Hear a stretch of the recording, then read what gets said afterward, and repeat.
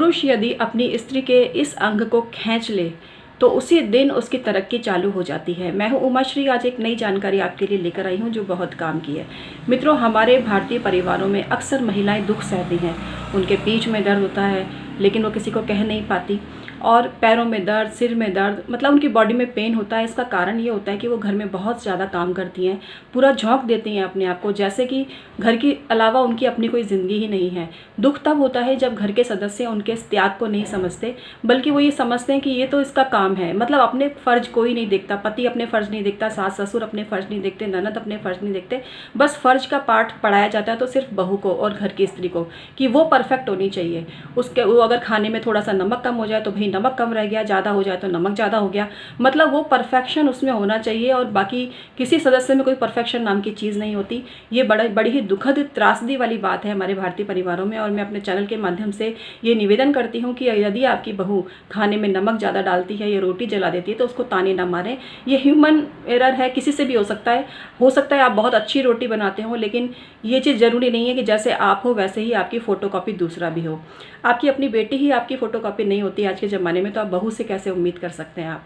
तो इसलिए मैं आपसे यही निवेदन करूंगी कि प्लीज़ बहुओं को सताना बंद करो, और पतियों को भी ये निवेदन करूंगी कि वो रोज़ अपनी पत्नी की ये चीज़ खींचें, जिससे कि न केवल पत्नी का स्वास्थ्य बढ़िया रहे बल्कि वो पूरे समर्पित भाव से घर में काम कर सके और उसको ये एहसास हो सके कि उसकी परवाह किसी को है। क्योंकि बड़े दुख की बात है कि स्त्री अपने आप को पूरी तरह से समर्पित करती है, लेकिन अपने दुख, अपने आंसू से अकेले में या भगवान के सामने ही बहाने पड़ते हैं। कोई उसके दुख को सुनने वाला नहीं होता, कोई उसकी परेशानी को समझने वाला नहीं होता। सब उसको एक ऐसी मशीन समझते हैं जो रोटी बनाए, नाश्ता बनाए, झाड़ू पोछा करे और फिर भी आंसू ना बहाए।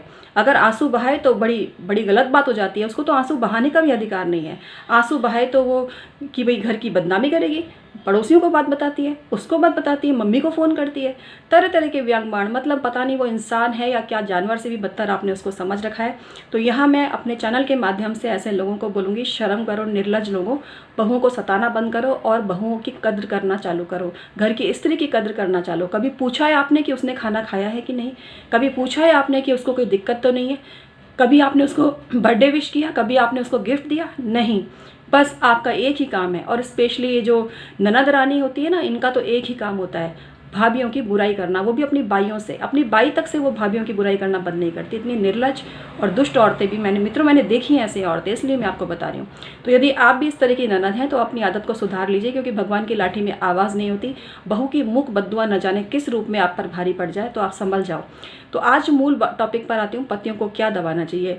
देखो, जिस पैर में स्त्री जो बिछिया पहनती है ना पैर की उंगली में, उस उंगली को यदि पति 2 मिनट के लिए खींचता है तो स्त्री के जो एक्यूप्रेशर पॉइंट है वो एक्टिव होते हैं। दबाए भी उंगलियों को, और अगर अपनी नाक कटती हुई महसूस ना हो तो पत्नी के पैर भी दबा दे, क्योंकि पत्नी का ही काम नहीं है कि वो आपके पैर दबाए, आपकी सेवा करे।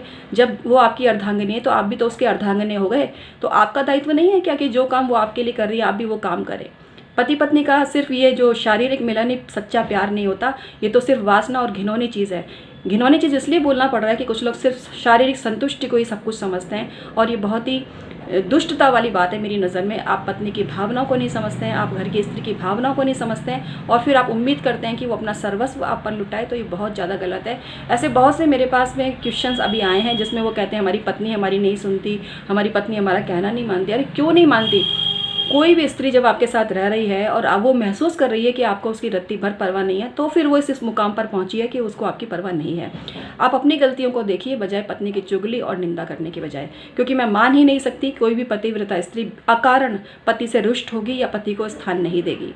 तो इसलिए मेरा सभी भाइयों से भी ये निवेदन है कि पत्नी की सेवा करें थोड़ी देर के लिए, पत्नी के पैर की उंगलियों को खींचें, जिससे कि उनका एक्यूप्रेशर पॉइंट एक्टिवेट होगा, जिसमें वो बिछियाँ पहनती हैं उस जगह को दबाएं, अंगूठा दबाएं और पैर को भी दबाएं, एड़ी का जो आसपास का एरिया है उसको दबाइए। ऐसा करने से उनको रिलैक्स महसूस होगा, और डेली आप ऐसा करेंगे उनको पेन भी में भी रिलीफ महसूस होगा। और प्यार के 2 शब्द बोलें।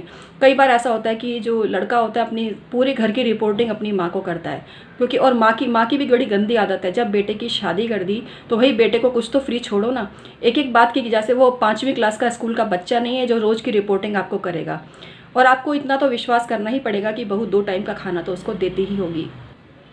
तो मेरा आपसे यही निवेदन है कि पति पत्नी के जो रिश्ते हैं उनके बीच में आपकी इज्जत है, लेकिन कहीं आपकी वजह से उनके रिश्ते में तनाव तो नहीं हो रहा, ये भी सोचना आप ही का काम है।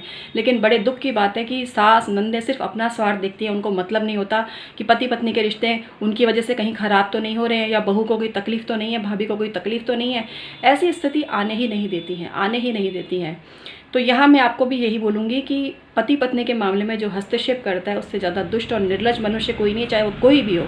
क्योंकि आप किसी के घर की बेटी को ब्याह के लाए हैं, आपका फ़र्ज़ है कि उनके जीवन को खुशहाल बनाना। लेकिन बहुत से मैक्सिमम केस में ये हो रहा है कि सासों ने जीना हराम कर रखा है। अब आप मेरे पास आ जाएंगे, भर भर के कमेंट आएंगे, सासों के आएंगे कि हमारी तो बहू ऐसी है, हमारी तो बहू ऐसी है।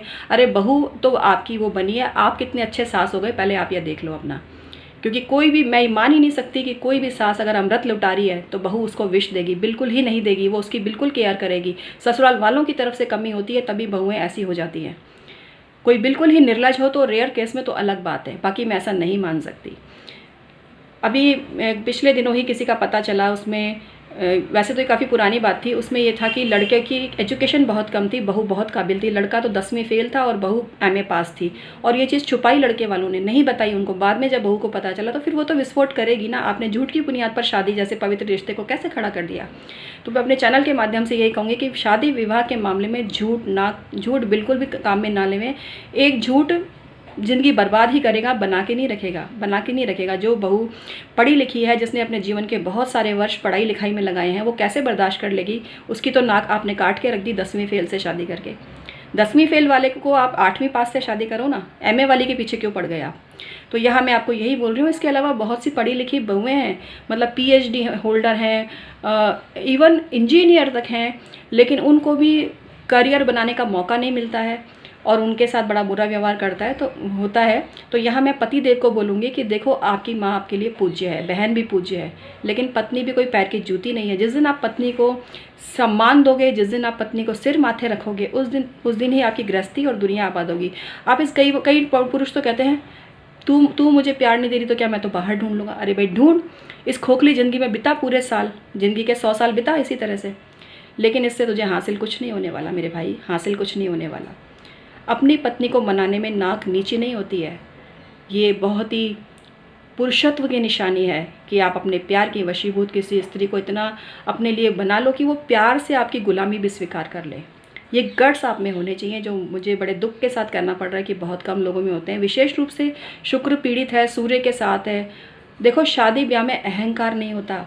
पत्नी से को लेकर अहंकार करोगे तो फिर आप दुनिया में समझ लो कि कुछ प्राप्त नहीं कर सकते। जिस घर में पत्नी को देवी समझा जाता है, लक्ष्मी स्वरूपा समझा जाता है, उसका सम्मान किया जाता है, उसके सुख दुख की परवाह की जाती है, वही घर तरक्की करता है, वही घर मानसिक शांति को प्राप्त करता है, वही घर आबाद होता है, उसी घर की वंशवृद्धि होती है। तो आज का वीडियो समाप्त करती हूँ। ज़रूर बताना कैसा लगा। ये किसी व्यक्ति विशेष के लिए नहीं है, कोई अपने पर ना लेता है तो ये फिर उसका फॉल्ट है, उसको लग रहा है कि वो वैसा ही है, चोर की दाढ़ी में तिनका। बाकी हमने किसी निष्पक्ष होकर ये बात कही है, और ये हमारे पर काफ़ी सारे कमेंट्स आए थे, काफ़ी लोगों ने बोला था कि दीदी इस पर बनाइए। दिनों दिन ये प्रवृत्ति बढ़ती जा रही है। कहने को ज़माना आधुनिक हो रहा है, पर सास है बाबा आदम के ज़माने में जी रही है। आज भी बाबा आदम के ज़माने में जी रही है सासू नंदे। वो आज भी अपने आप को बदलने को तैयार नहीं है। वो आज भी अपने घर की बहू या भाभी की इज्जत करने को तैयार नहीं है। वो पता नहीं कौन सी अकड़ में रहती हैं। वो एक बाई को तो चाय पिला देगी बुलाकर, लेकिन अपनी भाभी को चाय नहीं पिलाएगी बुलाकर। अपनी बाई को खाना खिला देगी, लेकिन अपनी भाभी को खाना नहीं खिलाएगी। पता नहीं किस तैश और किस तेवर में रहती हैं ऐसी नंदे। इनका तो भगवान ही मालिक है।